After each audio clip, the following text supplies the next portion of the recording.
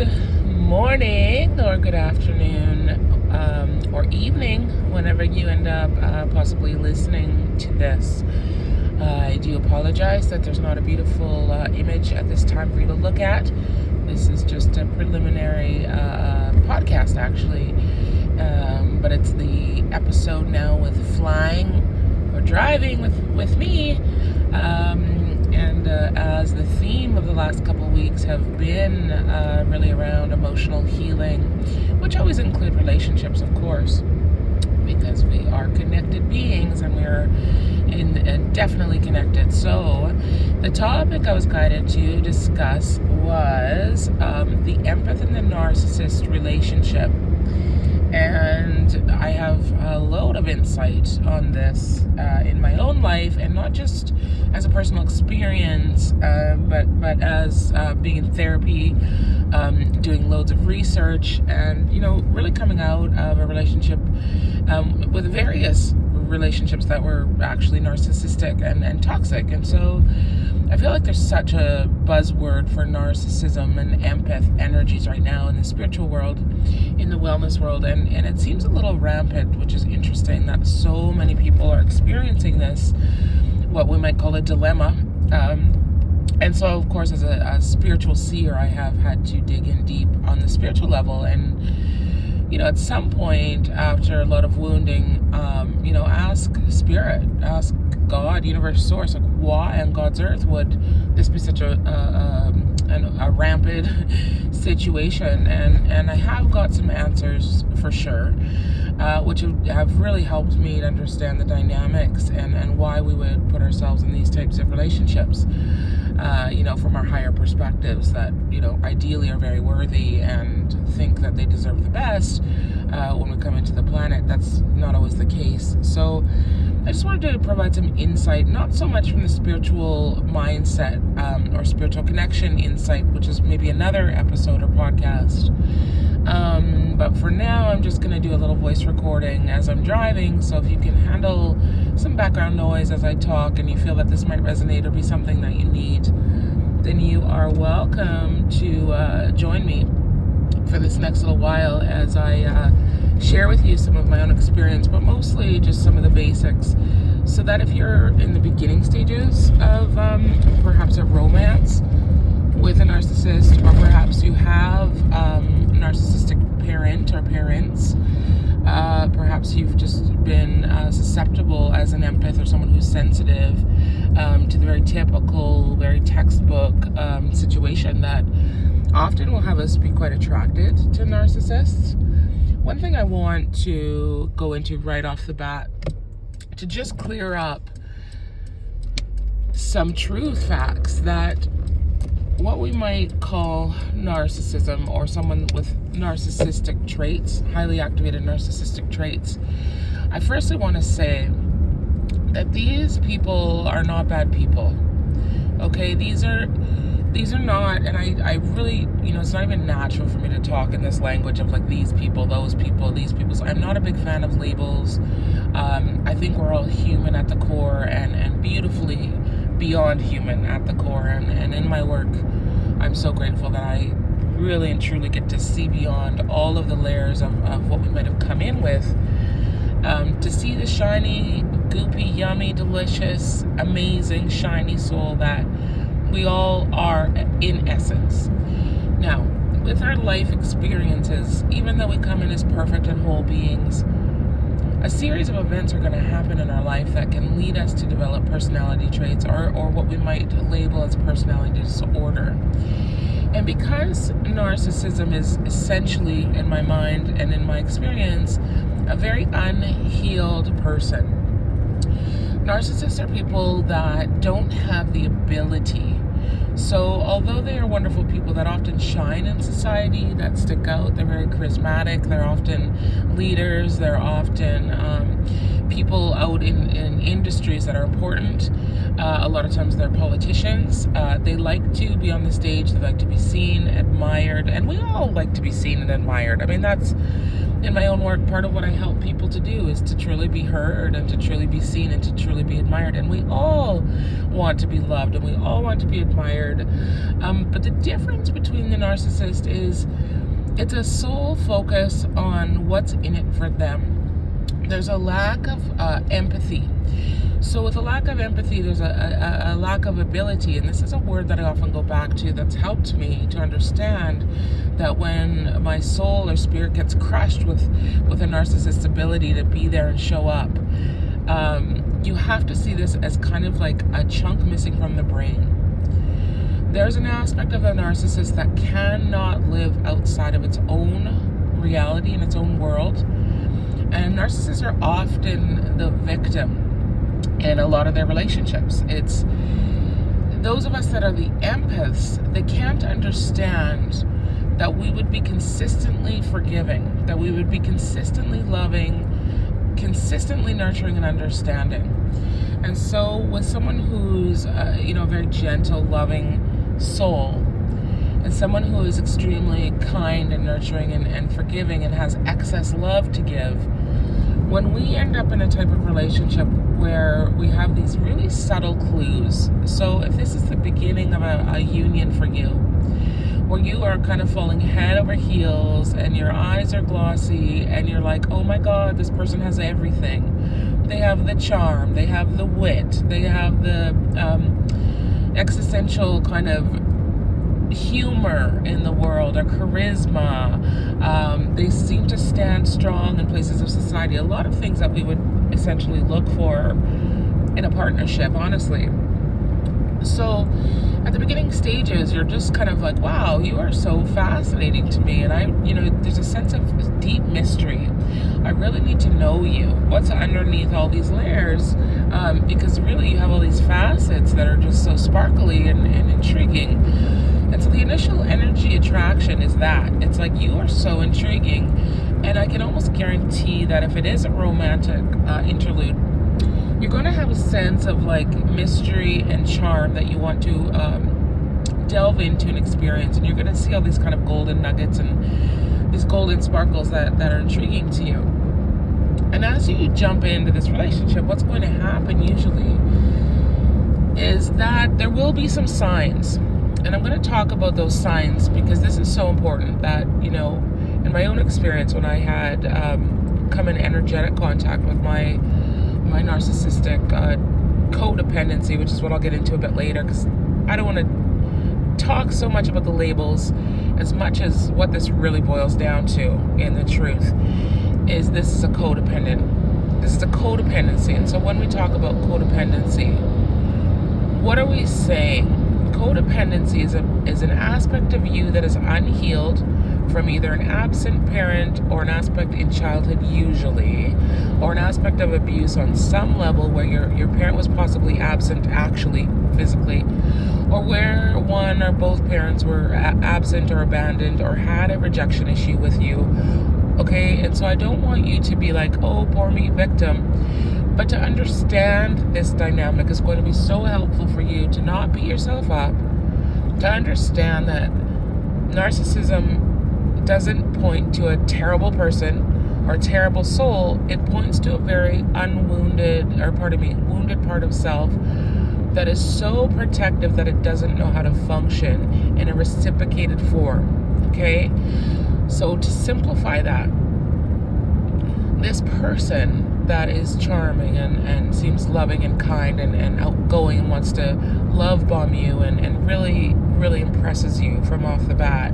And you're like the little romantic fairy that wants to just be loved and adored, and this person's suddenly paying attention to you and throwing you all this adoration and charisma. And when these clues at the beginning come up, it's generally going to come from friendships. It's going to be that when you ask around about this person or you have a weird insight about them, that something is going to go off in you that goes, oh, I don't know, I think this might be a red flag. And because these golden nuggets pop out to shine at you, you might be very easy to override your truthful sense of the little warning that comes up. So you inquire to your friends, I met this guy, or I'm into this guy, what do you think of him if you know him? Or you have an initial feeling that kind of goes, something's not right. They either have a track record, they might be in their 50s or 60s, or they might have a track record of a lot of relationships that haven't worked out, or they've had a detrimental divorce or something, and generally speaking, it's always going to be the other person's fault. So if you inquire to them about these relationships, the conversation might look something like, my ex was this, my ex was that, my ex did this, my ex did that, poor me, I'm the victim. They're always the hero in the story. And essentially, there's a bit of a facade that's happening where there's a sense of high insecurity underneath the facade of whatever it is, the money, the status, the charisma, the character, and the friendships are going to say, hey, maybe just, trust your instincts on this one, or look deeper if there's a slight sense of manipulation or a slight sense of something that doesn't feel right. And the friendships, like I, in my own experience, had various people be like, where there's smoke, baby, there's fire. Be careful, be cautious. I had one friend just say, oh, this person's just a big dork, And another experience where I had a narcissist essentially show up on my door as a contractor, very charming, very good looking, promised to fix everything and be the hero in the show after a very difficult time. A lot of times they come in right at a recovery point, so you're either really, really in your power, or you're suffering a loss or suffering something difficult, and you're very vulnerable. And weirdly, when you are in a victimized state or in a wounded state, you are the perfect victim to a narcissist. So when you're looking for love, adoration, nurturing, affection, you're on the radar for someone like this, because they're looking for that in you. They're looking for that identification where they can mirror what you've experienced with a sense of false empathy. So this is not true empathy. This is a mental play out, okay? So sometimes with someone narcissistic, you can on Monday have a conversation about a plan that you're going to make, and you state your needs and you state your desires or wants or what you feel would work well. And by Friday or by Wednesday, the whole story has changed, and what you've asked for or put on the plate is now a whole new plan based on what they've decided is best. Again, there's this lack of ability to honor what you need, what you're asking for, what you're telling them. They might say something hurtful to you or do something that kind of triggers a little like, oh, that wasn't very cool. And suddenly you're like, oh, but they've had a bad day, or they're just insecure, or you can see this kind of golden nugget within them. You can see their potential, but there's these little markers that are indicating, and you're going to know this if you're an empath through your feeling. You're going to have a sense maybe that causes some insecurity. You're going to have a sense of like, well, that wasn't really kind, but you're going to make an excuse for this person. You're going to see a sense of control in them, and you're going to override it because you're going to see the potential in their wanting to care and wanting to help you out and showing up in whatever way they can that seems legitimate. But then it's going to come with the opposite. It's going to come with a subtle manipulation. It's going to come with a subtle facade of something shiny, or a facade of something personality driven, where it lights you up again. And so what happens in this situation is it becomes a perpetual pattern where what you're doing is overriding the instinctual nature that's saying, hey, be aware of this person. They might not be able or capable to be even in the place to understand that they might be hurting you. And so when you start to open up, it's very typical to a lot of the times that I've seen when I'm helping others. And it's from a spiritual perspective, it's a very obvious key point. It's a textbook situation. When I look at somebody's energy and I look at somebody who's narcissistic, it's quite identifiable. It's very identifiable energetically, and just by when people will open up and talk about it. It's quite typical. These people will tell you they're going to meet you or something and then never show up. You know, like they have all of the intentions to show up for you, or they show up late, or they don't show up at all. And in their mind, that's totally okay. They have no concept of like, oh my God, this person might actually be hurt by this. It's a massive lack of respect for other people in the way that they choose to treat you and talk to you. But there's also a big sense of love bombing. They know how to subtly manipulate. And so where I want to go with this is to the deeper truth of where we really need to focus, because when you've attracted a narcissist, there's a part of you that's looking to fix something. There's a part of you that wants to be admired and loved so deeply. And there's likely a part of you from childhood that has a link missing to the parent connection, or to abandonment or rejection or anything of the sort, where really what you've learned to do is just try to keep everything together. You just wanted to fix mom, you wanted to fix dad, you wanted to fix the broken family or the abandoned parents, or maybe another wound that might look similar, whether this be with a friendship or a series of unavailable people in your life. And so as a sensitive and deep feeler, you're almost like the minute somebody with a broken limb stumbles across your path, like they look very whole. And on some level, if you can imagine somebody walking into a room, but their knee was broken and all of the, veins coming out of their leg were essentially kind of coming in with a limp, obviously, because they have no foot or no bottom leg, and they've limped in and everything looks perfect on the surface in the bigger order of things. But there's this kind of broken leg, and you kind of see that. You're like, oh, you're so amazing and wonderful, and you have all these great intentions, and you have all these things that you've acquired and the shiny stuff, and you hold this protected status. But you can almost feel this kind of soft essence within them, so maybe even a teddy bear aspect. And that's what attracts you, like this weird dichotomy of like shiny and sparkly, and maybe on a stage, or maybe standing in society in a certain way that seems cool. But there's also a sense of, wow, they're really protected, or there's something of a facade. There's just something going on. Often these people don't have a lot of friends. They don't have a lot of close connections. They often will stick to one person who's very close to them. That's the way that this was explained to me once, it really made sense, and it sounds a bit harsh, but it's very typical that there's a family member or a spouse or a dear friend that's close to them all the time, close to the hip. This is someone that, if you look at the movie The Wizard of Oz and you think about, and again, it sounds rough, you think about the evil witch, and they're trying to get to this castle, and there's an evil witch on the pathway, and at some point in that movie, she sends her monkeys.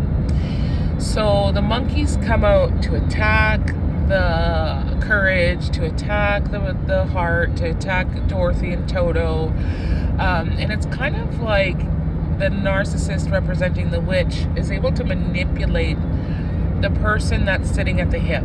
So this can be a colleague sometimes, or a friend, or whoever, where there's somebody that will often be manipulated by them that's kind of protecting them.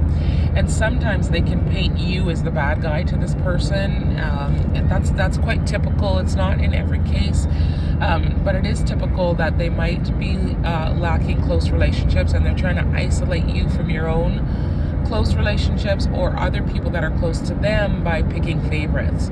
So if you're super close to someone that they might know, that might also resonate, that you're the bad guy a lot of the times, right? It's like this, you're the bad guy, and I'm trying to get this person on my side, and often that person in the middle is really suffering by trying to live up to the expectation to appease that person's wounds and to be the nurturing, caring, loving one. Often that person will be an empath as well.